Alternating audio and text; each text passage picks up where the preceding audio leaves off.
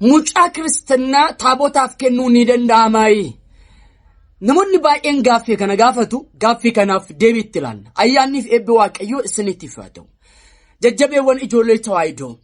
Egaa gaaffii namoonni baay'een wal gaafatan keessaa tokko taabotaatiif mucaa kennuun ni danda'amaayidha.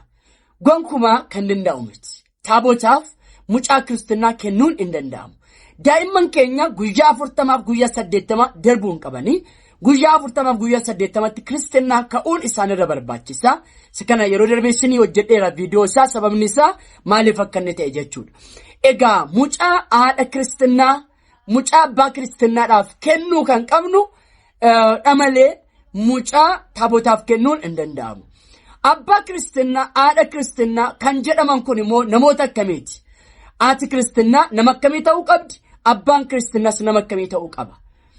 Abbaa kiristinnaa ta'uu kan qabu, haadha kiristinnaa ta'uu kan qabdu nama formii yookiin waa lama guca waa lama guute ta'uu qaba. Tokkoffaa nama sammuudhaan bishaate ta'uu qaba. Daa'imaaf daa'ima kennuu hin danda'amu.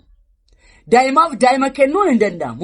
Mucaakoof inni jedhamu minaalbaata wajjiniin guddatanii walaa fuudhaniif yoo sargiif ta'e yoo cidhaaf ta'een alatti hin danda'amu.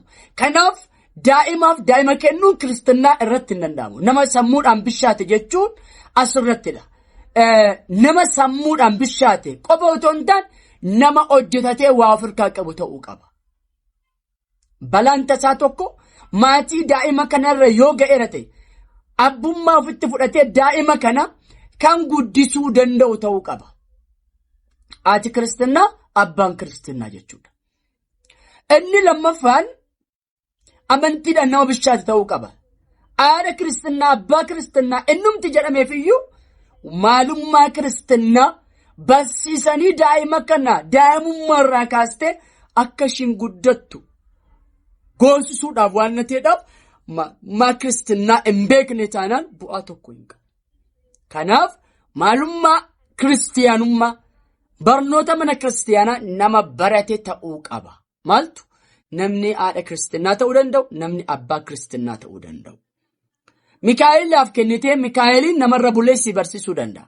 Garuu Mikaa'eliidhaaf hin kennamu. Mikaa'eliidhaaf, Gabri'eeliidhaaf, taabotaaf hin kennamu. Daa'imni hin kennamtu.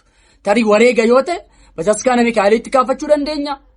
Mikaa'eliidhaan yookiin Gabri'eeliidhaaf yookiin Abboodhaaf yookiin Arseemaadhaaf yookiin qulqulloota biraaf Maaramiidhaaf ta'uu danda'a. Wareega yoo qabaannee irra taane wareega keenya godhannee taabota isheetti iddoo taabonni ishee jirutti iddoo taabonni isaanii jirutti kaafachuu ni dandeenya. Daa'ima koo naa guddisi jennee daa'ima keenya dabarsannee akka daa'ima kana akka keenya ta'ee akka nu guddisu godhachuu dandeenya. Garuu abbaa kiristinnaa haadha kiristinnaa taabotaaf kennuun hin danda'amu. Horaa bulaa galatooma.